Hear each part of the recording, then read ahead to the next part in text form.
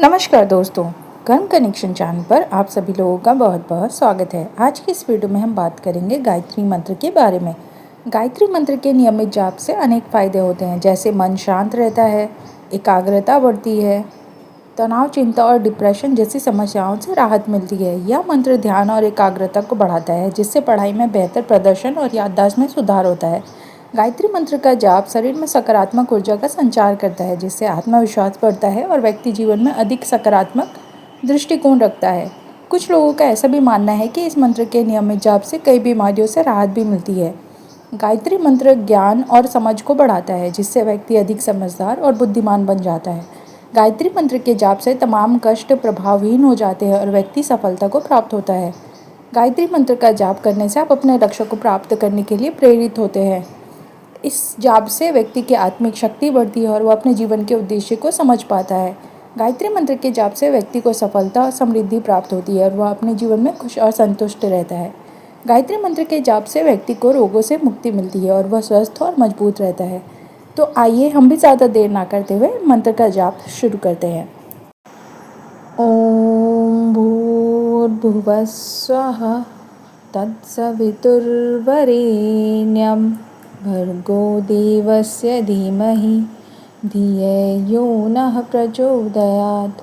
ॐ भूर्भुवः स्वः तत्सवितुर्वरेण्यं भर्गो देवस्य धीमहि धियो यो नः प्रचोदयात्। ॐ भूर्भुवः स्वः तत्सवितुर्वरेण्यं भर्गो देवस्य धीमहि धियो यो नः प्रचोदयात्। ॐ भूर्भुवः स्वः तत्सवितुर्वरेण्यं भर्गो देवस्य धीमहि धियो यो नः प्रचोदयात्। ॐ भूर्भुवः स्वः तत्सवितुर्वरेण्यं भर्गो देवस्य धीमहि धियो यो नः प्रचोदयात्।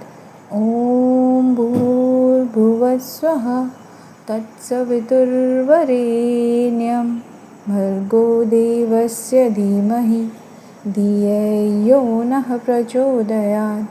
ॐ भूर्भुवः स्वः तत्सवितुर्वरेण्यं भर्गो देवस्य धीमहि धियो यो नः प्रचोदयात्।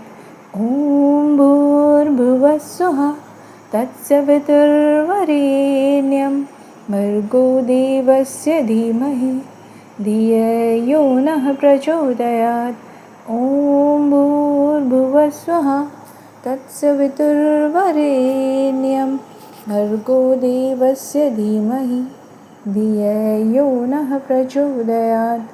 ॐ भूर्भुवः स्वः तत्सवितुर्वरेण्यं भर्गो देवस्य धीमहि धियो यो नः प्रचोदयात्। ॐ भूर्भुवः स्वः तत्सवितुर्वरेण्यं भर्गो देवस्य धीमहि धियो यो नः प्रचोदयात्। ॐ भूर्भुवः स्वः तत्सवितुर्वरेण्यं भर्गो देवस्य धीमहि धियो यो नः प्रचोदयात्। ॐ भूर्भुवः स्वः तत्सवितुर्वरेण्यं भर्गो देवस्य धीमहि धियो यो नः प्रचोदयात्। ॐ भूर्भुवः स्वः तत्सवितुर्वरेण्यं भर्गो देवस्य धीमहि धियो यो नः प्रचोदयात्। ॐ भूर्भुवः स्वः तत्सवितुर्वरेण्यं भर्गो देवस्य धीमहि धियो यो नः प्रचोदयात्। ॐ भूर्भुवः स्वः तत्सवितुर्वरेण्यं भर्गो देवस्य धीमहि धियो यो नः प्रचोदयात्।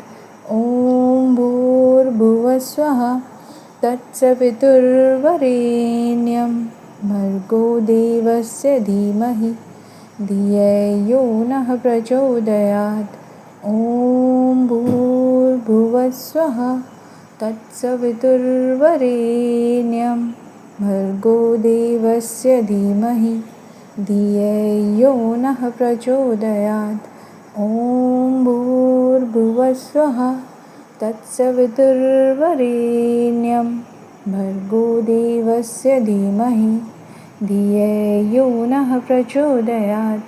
ॐ भूर्भुवः स्वः तत्सवितुर्वरेण्यं भर्गो देवस्य धीमहि धियै यो नः प्रचोदयात्। ॐ भूर्भुवः स्वः तत्सवितुर्वरेण्यं भर्गो देवस्य धीमहि धियै यो नः प्रचोदयात्। ॐ भूर्भुवः स्वः तत्सवितुर्वरेण्यं भर्गो देवस्य धीमहि धियै यो नः प्रचोदयात्। ॐ भूर्भुवः स्वः तत्सवितुर्वरेण्यं भर्गो देवस्य धीमहि धियो यो नः प्रचोदयात्। ॐ भूर्भुवः स्वः तत्सवितुर्वरेण्यं भर्गो देवस्य धीमहि धियै यो नः प्रचोदयात्। ॐ भूर्भुवः स्वः तत्सवितुर्वरेण्यं भर्गो देवस्य धीमहि धियै यो नः प्रचोदयात्।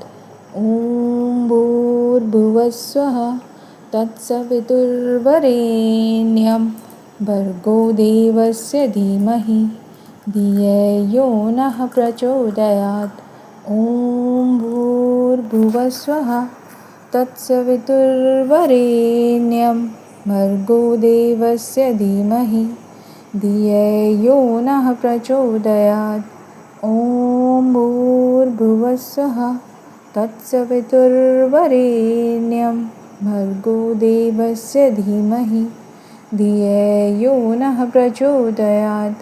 ॐ भूर्भुवः स्वः तत्सवितुर्वरेण्यं भर्गो देवस्य धीमहि धियै यो नः प्रचोदयात्।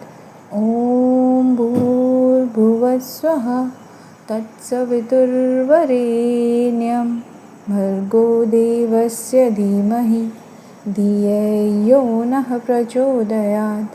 ॐ भूर्भुवः स्वः तत्सवितुर्वरेण्यं भर्गो देवस्य धीमहि धियै यो नः प्रचोदयात्। ॐ भूर्भुवः स्वः तत्सवितुर्वरेण्यं भर्गो देवस्य धीमहि धियै यो नः प्रचोदयात्। ॐ भूर्भुवः स्वः तत्सवितुर्वरेण्यं भर्गो देवस्य धीमहि धियै यो नः प्रचोदयात्। ॐ भूर्भुवः स्वः तत्सवितुर्वरेण्यं भर्गो देवस्य धीमहि धियै यो नः प्रचोदयात्। ॐ भूर्भुवः स्वः तत्सवितुर्वरेण्यं भर्गो देवस्य धीमहि धियो यो नः प्रचोदयात्। ॐ भूर्भुवः स्वः तत्सवितुर्वरेण्यं भर्गो देवस्य धीमहि धियै यो नः प्रचोदयात्। ॐ भूर्भुवः स्वः तत्सवितुर्वरेण्यं भर्गो देवस्य धीमहि धियै यो नः प्रचोदयात्। ॐ भूर्भुवः स्वः तत्सवितुर्वरेण्यं भर्गो देवस्य धीमहि धियै यो नः प्रचोदयात्। ॐ भूर्भुवः स्वः तत्सवितुर्वरेण्यं भर्गो देवस्य धीमहि धियै यो नः प्रचोदयात्। ॐ भूर्भुवः स्वः तत्सवितुर्वरेण्यं भर्गो देवस्य धीमहि धियो यो नः प्रचोदयात्। ॐ भूर्भुवस्वः तत्सवितुर्वरेण्यं भर्गो देवस्य धीमहि धियो यो नः प्रचोदयात्। ॐ भूर्भुवस्वः तत्सवितुर्वरेण्यं भर्गो देवस्य धीमहि धियो यो नः प्रचोदयात्। ॐ भूर्भुवस्वः तत्सवितुर्वरेण्यं भर्गो देवस्य धीमहि धियो यो नः प्रचोदयात्। ॐ भूर्भुवस्वः तत्सवितुर्वरेण्यं भर्गो देवस्य धीमहि धियो यो नः प्रचोदयात्।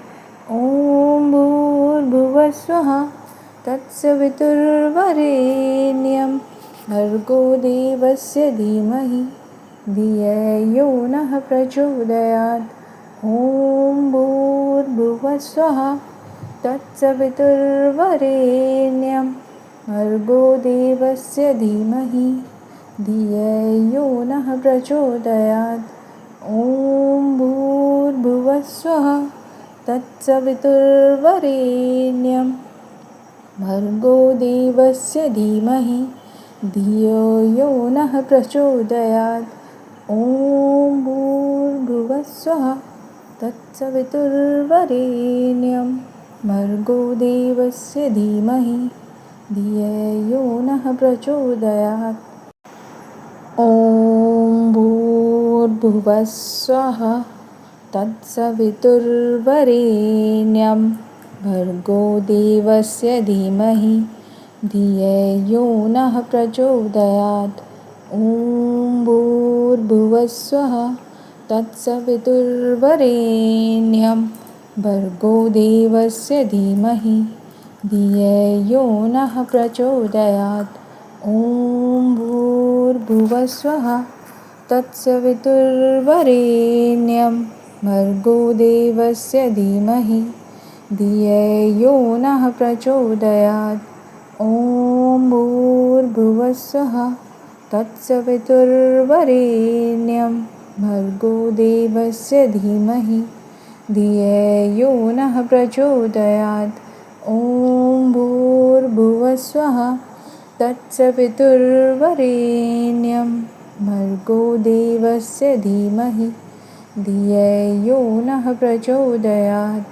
ॐ भूर्भुवस्वः तत्सवितुर्वरेण्यं भर्गो देवस्य धीमहि धियो यो नः प्रचोदयात्।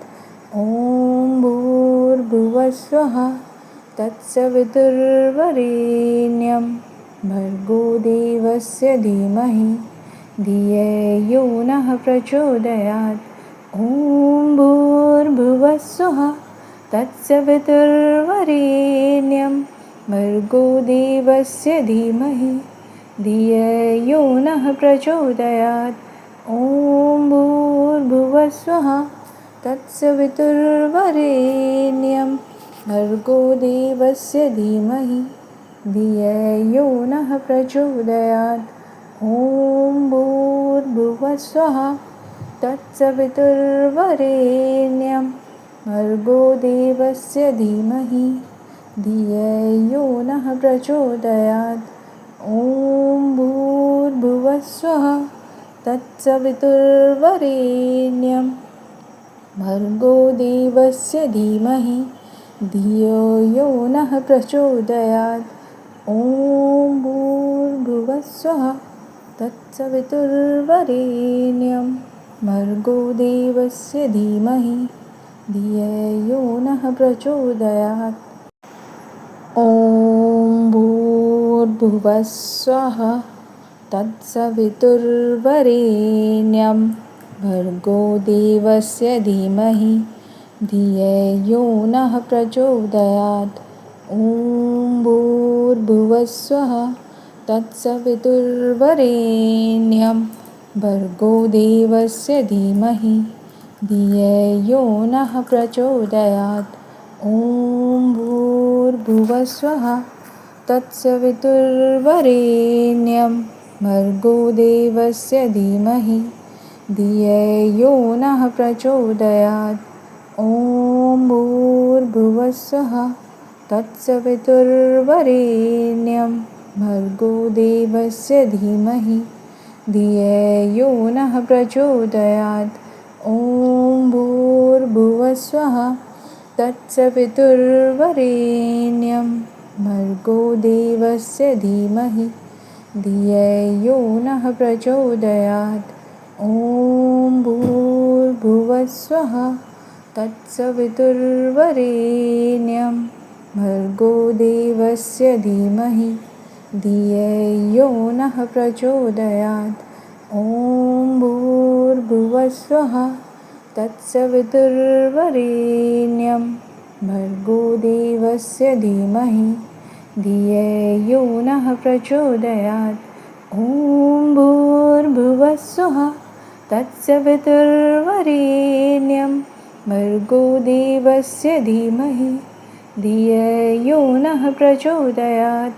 ॐ भूर्भुवस्वः तत्सवितुर्वरेण्यं भर्गो देवस्य धीमहि धियो नः प्रचोदयात्। ॐ भूर्भुवस्वः तत्सवितुर्वरेण्यं भर्गो देवस्य धीमहि धियो नः प्रचोदयात्। ॐ भूर्भुवस्वः तत्सवितुर्वरेण्यं भर्गो देवस्य धीमहि धियो नः प्रचोदयात्। ॐ भूर्भुवस्वः तत्सवितुर्वरेण्यं भर्गो देवस्य धीमहि धियो नः प्रचोदयात्। ॐ भूर्भुवस्वः तत्सवितुर्वरेण्यं भर्गो देवस्य धीमहि धियो नः प्रचोदयात्। ॐ भूर्भुवस्वः तत्सवितुर्वरेण्यं भर्गो देवस्य धीमहि धियो नः प्रचोदयात्। ॐ भूर्भुवस्वः तत्सवितुर्वरेण्यं भर्गो देवस्य धीमहि धियो नः प्रचोदयात्। ॐ भूर्भुवस्वः तत्सवितुर्वरेण्यं भर्गो देवस्य धीमहि धियो नः प्रचोदयात्। ॐ भूर्भुवस्वः तत्सवितुर्वरेण्यं भर्गो देवस्य धीमहि धियो नः प्रचोदयात्। ॐ भूर्भुवस्वः तत्सवितुर्वरेण्यं भर्गो देवस्य धीमहि धियो नः प्रचोदयात्। ॐ भूर्भुवस्वः तत्सवितुर्वरेण्यं भर्गो देवस्य धीमहि धियो नः प्रचोदयात्। ॐ भूर्भुवस्वः तत्सवितुर्वरेण्यं भर्गो देवस्य धीमहि धियो नः प्रचोदयात्। ॐ भूर्भुवस्वः तत्सवितुर्वरेण्यं भर्गो देवस्य धीमहि धियो नः प्रचोदयात्। ॐ भूर्भुवस्वः तत्सवितुर्वरेण्यं भर्गो देवस्य धीमहि धियो नः प्रचोदयात्।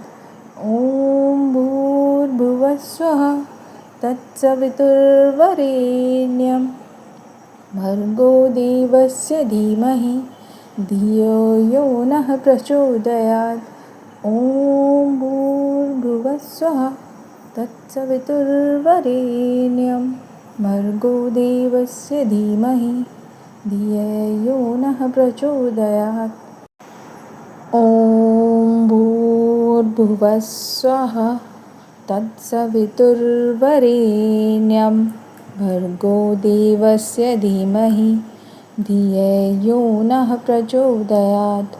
ॐ भूर्भुवस्सुः तत्सवितुर्वरेण्यं भर्गो देवस्य धीमहि धियो यो नः प्रचोदयात्। ॐ भूर्भुवस्सुः तत्सवितुर्वरेण्यं भर्गो देवस्य धीमहि धियो यो नः प्रचोदयात्। ॐ भूर्भुवस्सुः तत्सवितुर्वरेण्यं भर्गो देवस्य धीमहि धियो यो नः प्रचोदयात्। ॐ भूर्भुवस्सुः तत्सवितुर्वरेण्यं भर्गो देवस्य धीमहि धियो यो नः प्रचोदयात्। ॐ भूर्भुवस्सुः तत्सवितुर्वरेण्यं भर्गो देवस्य धीमहि धियो यो नः प्रचोदयात्। ॐ भूर्भुवस्सुः तत्सवितुर्वरेण्यं भर्गो देवस्य धीमहि धियो यो नः प्रचोदयात्। ॐ भूर्भुवस्सुः तत्सवितुर्वरेण्यं भर्गो देवस्य धीमहि धियो यो नः प्रचोदयात्।